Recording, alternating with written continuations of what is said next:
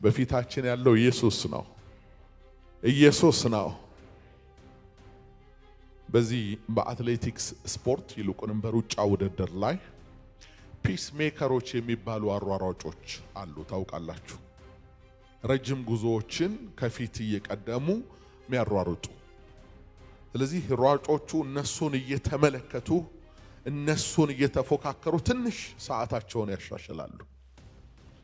የሚገርማችሁ ነገር ግን እነዚህ አሯሯጮች ሪቫኑን በጥሰው አይገቡ። የፈለገ ቢፈጥኑ ቢቀድሙ አይገቡ። ሲደርሱ መዳረሻው ላይ ሲደርሱ ወደ ኋላቸው ይላሉ። የኔና የናንተ አሯሯጭ ግን ሪቫኑን ቆርጦ ይገባል። ይሄ በፍጥረት ዓለም የህይወት ስርዓት ውስጥ በአሯሯጮች ህግ ሆኖ የማያውቅ ነገር ነው። ወደ ሰማይ ገባ ይላል እና ከሱ በኋላ የምንሮጥ የጽናታችን ምሳሌ የሆነውን ማንነቱን እናያለን እና ጀርባውን ስንመለከት እነዛ በጅራፍ የተነቀሱ ሰንበር በሰንበር የሆኑ